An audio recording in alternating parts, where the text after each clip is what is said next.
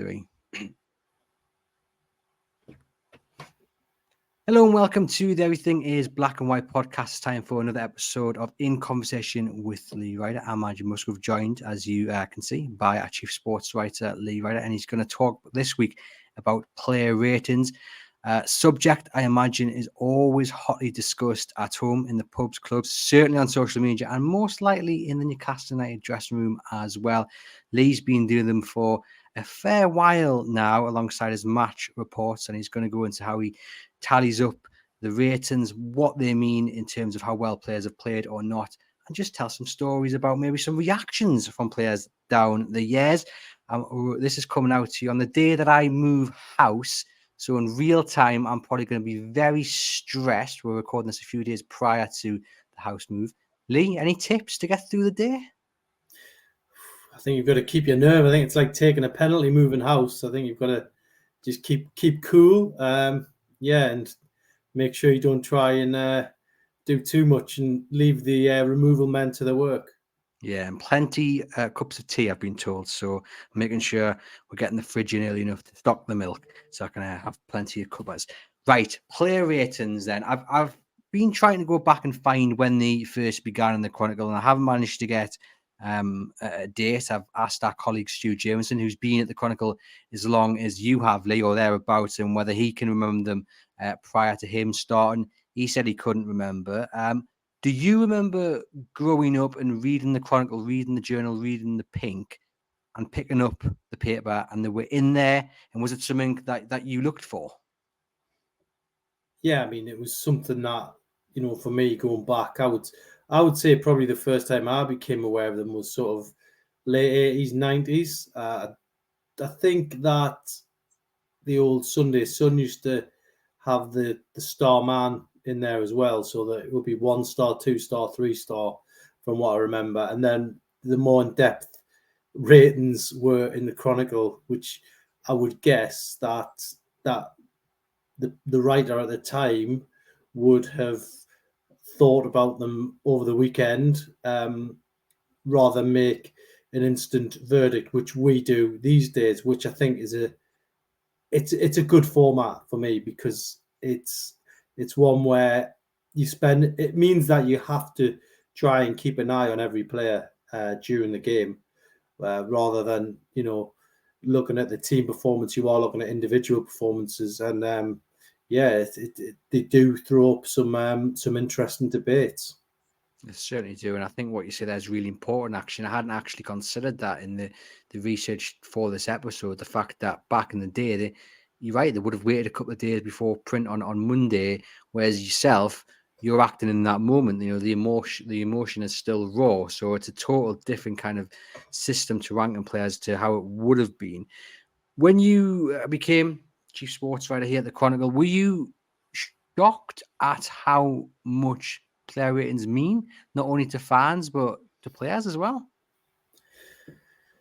It became more apparent in the sort of the digital age, with the immediacy of them going on there, I think. But even before that, when they did used to end up in the paper on the Monday, I did notice the reactions. If there's one thing that causes a reaction, it's player ratings.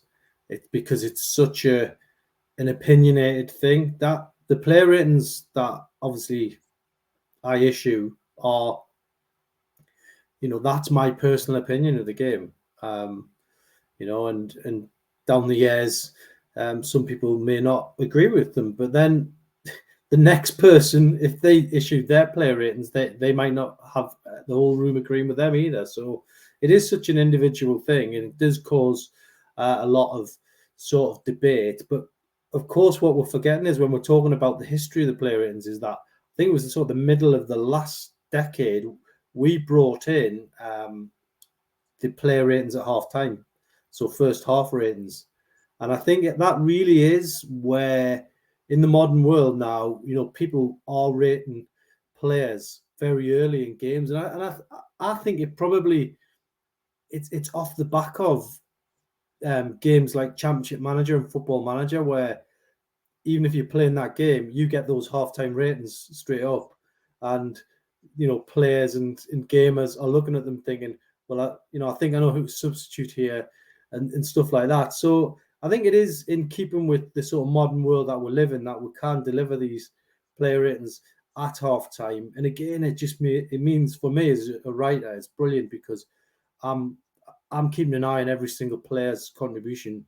We do use statistics. We do look at what the sort of statistics are churning up, because they're live all the way through the game now because of all the data we've got with Opta and things like that. So we are taking everything into contribution, into consideration. Sorry, and it's about contributions at the end of the day, and some players will contribute more than others on any given day.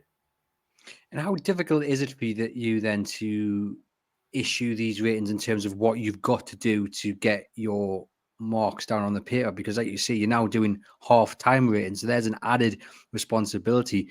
But your primary focus is the match report at the end of the game. And it must be a nightmare if there's a last-minute goal because you must be everywhere just trying to do everything at once.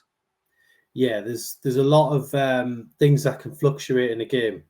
Somebody could be sitting on man of the match with 10 minutes to go. And a great example is always the Florian Lejeune example where he scored a couple of goals. Newcastle at 2-0 down. Absolutely dreadful performance at Goodison Park. Going into stoppage time, I think a lot of writers had their verdicts kind of done and dusted at that point. But like with Newcastle, you just never know. And Florian Lejeune popped up and got a couple of goals. Obviously, got top marks that night, and his ratings could potentially jump up from say a 6 to a 9 in those circumstances, but quite easily because he's got the two vital contributions. You could probably argue that he's worthy of a 10 because he's saved the day. So that a personal opinion again, who's man of the match? Could be down to that sort of single moment. So it can change very quickly. They can slide up and down, snakes and ladders, really. And that's it, isn't it? There's so many different kind of reasons behind the marks. Like you say, sometimes it's statistics, sometimes it's just a solid defensive performance, sometimes it is scoring goals, which again gives our listeners and viewers an insight into kind of what you're dealing with when you are handing out the final marks. Because as you say, a last-minute goal could potentially change everything. Yeah, it can, and I think there's almost there's games where the goalkeeper's just under a constant barrage of attacks, and maybe we've been beaten 5-0, but the goalkeeper could still end up getting man of the match because without him, it could be 10 or 11. It could be something crazy, and that's happened a lot of times down the years. And then there's the moments where you look at an individual player who it's down to effort as well. If there's 6 or 7 players who've just thrown the towel in, but there's somebody else getting back and making last gasp clearances on the line, effort can all be factored in. It just depends on what the situation is on the day, and things can change. Someone could be sitting on an 8 going into the break, but that could easily plummet to a 6 by the end. And it can go the other way as well. Someone could have a really poor first half, and then go out in the second half and create a couple of goals and score one or whatever. Contribute to the clean sheet. Anything can happen in the space of 90 minutes. Because I know that the player ratings, we post them as a link, and then we post them natively as well, which is a picture on Facebook, and they are consistently the most commented post on our social channels. That shows you just how much people want to get involved. And again, in that you go in there and it's all about opinion. People are agreeing, people aren't agreeing, but it's just a healthy debate. Do you enjoy it, Lee? Do you enjoy doing the player ratings? Oh, I love it. Absolutely love it. It's great. It's one of the best things of the job because as I say, it just means you're constantly looking. And to be fair, I do look back over the game more than once. I'll probably watch the game back as many times as Eddie Howe does, to be totally honest. And I'm looking for different things to the manager. But at the end of the day, what we do see a lot with player ratings, and it's not just me, it's across the board with other writers as well who I talk to. And, the comment you always get is you must have been at a different game to me, and in their head probably it was a different game to them, because if you're coming in nice and relaxed, to watch from the Gallagher end or wherever, a different vantage point of the ground, and really you're not having to fully focus and you're just seeing the flashpoints of a game, then your opinion will be different, because I'll have seen something, contributions that someone else might not have seen. And then, you'll get the deep thinkers as well. I mean, I go at different football matches where I'm not working, and I always find it absolutely remarkable listening to just what's being said on the terrace, and I go to various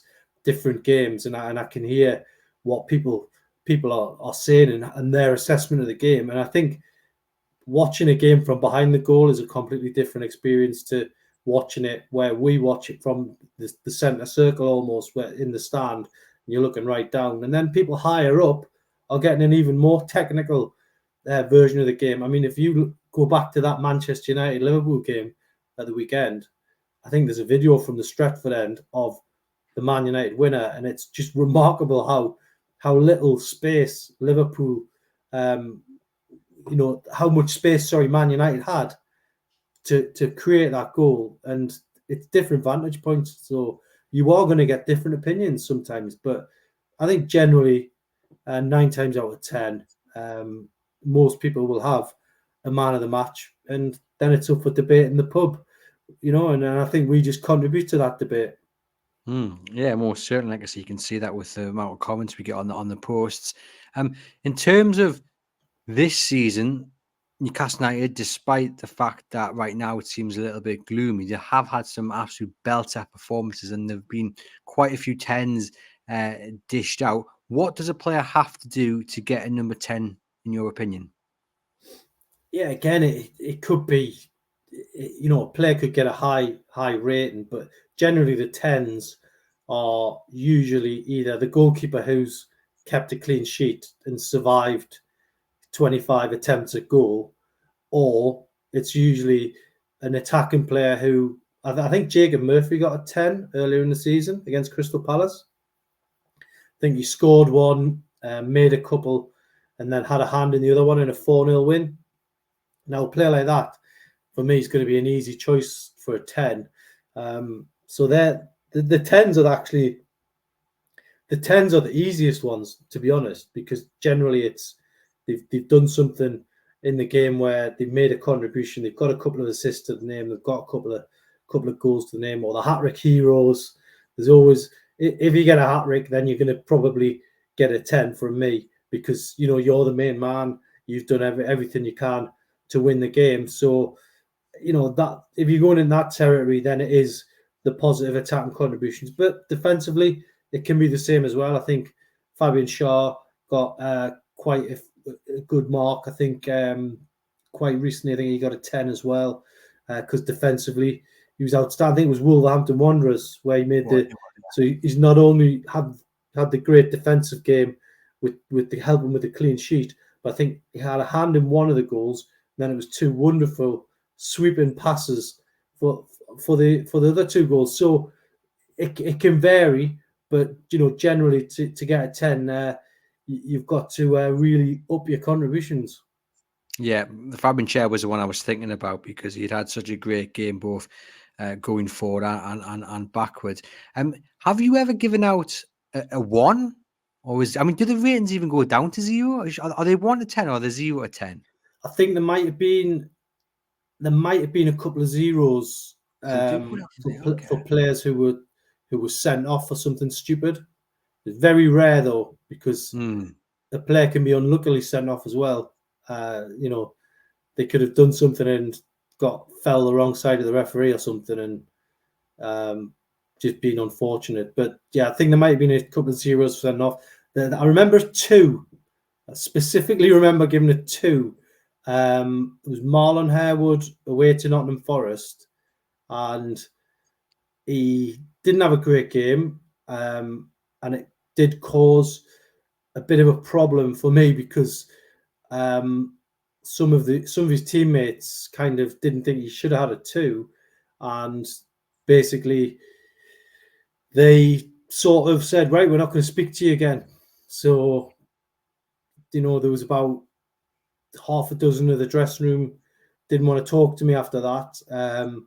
But I think at the time, you had Andy Carroll was the star man, and basically I double checked, did a bit of research with this, because I think it came from the press office and they're not going to speak. So I just did double check with a couple of the players and if they were going to speak. And Andy Carroll was one of the ones who said he had no problem with it. He said, there was something along the lines of, if people are going to take it to heart, player ratings, then he didn't want to know. But at the time, he was playing fantastic, so it was way off his radar.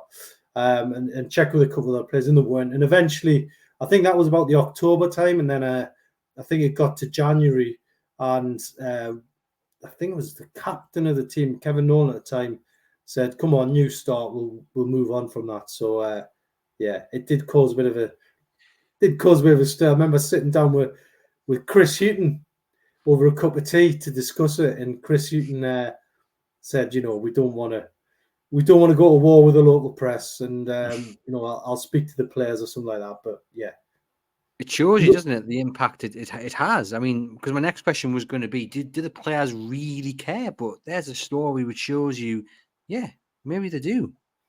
I think some do, and that's fair enough. I think I also remember talking to Nobby Solano about player ratings, and he basically said that he wasn't too worried about them if he got a low mark, because he felt that if a player has played badly, they won't need to be told by a journalist or a pundit. They'll know themselves, and if they've played badly, they accept everything that kind of comes with it. So there can't be that. I mean, look, if you must have an idea you've played badly, if you're worried about what someone's given you as a mark, it's usually a 6. A 6 is the one that normally seems to cause the most offence. I'm not sure why that is. Maybe it's the psychologists out there will help us with that. But I think it's because it's deemed a low mark, a 6. But as we've said there, you can get lower than a 6. But I think people do not like the 6. And I'm sure we'll come on to 7 in a minute. Yeah, we will do, because I was about to say that's a strange number not to like. Be interesting to know if we have got any listeners who can shed a bit on a bit of light onto that. Is 6 a number which for some reason does get people's backs up? Because it doesn't seem, that's better than half, so it doesn't seem like an unfair number to me. But anyway, yes, let's go on to number 7, because for as long as I can remember, number 7 has always been held up as Mr. Paul Dummett. And then I think it was a couple of years ago, Paul Dummett actually referenced the fact that he is Mr. 7. And that's come from your ratings, Lee, when you've been rating how Paul Dummett's done. First off, how would you describe a number 7 then in a sentence? If you've been rated a number 7, what does it mean?